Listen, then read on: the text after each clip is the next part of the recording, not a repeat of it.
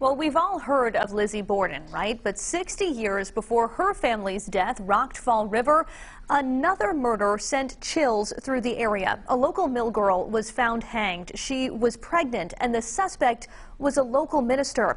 In this week's cold case, we're going back close to 200 years for the killing of Sarah Cornell.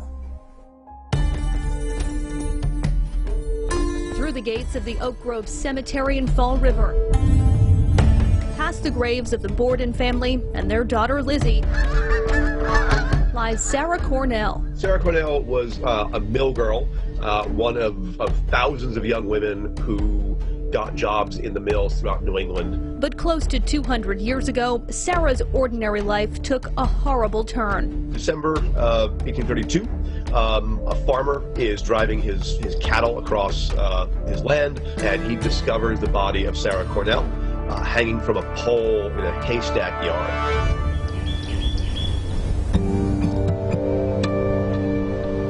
That haystack yard is now part of Kennedy Park in Fall River, but at the time it was the farmland of John Durfee in what was then Tiverton, Rhode Island.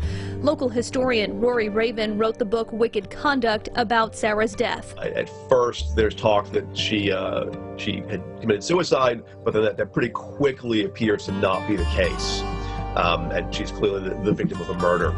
And suspicion falls on a man named Ephraim K. Avery, who had been her minister.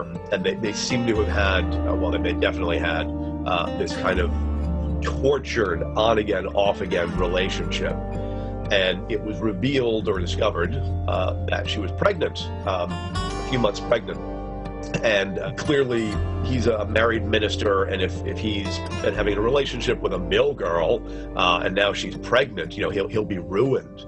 Avery became the prime suspect in Sarah's death, and the evidence stacked up against him, including this note of Sarah's, which says, "If I should go missing, inquire of the Reverend Mr. Avery of Bristol.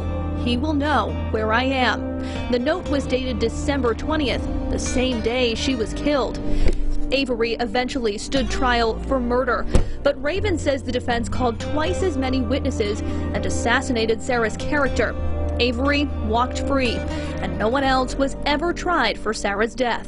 Just everything just points to that so completely. So yeah, there's no doubt in my mind that this guy was guilty as sin. He just beat the rap, and he shouldn't. Reverend Avery later left town, having been convicted in the court of public opinion, and about 60 years later, well, the Borden axe murders occurred, and that overshadowed Sarah's death, becoming the most notorious homicide in the region. For more information on this cold case and others, or to tell us about one that you think we should cover, just head to WPRI.com.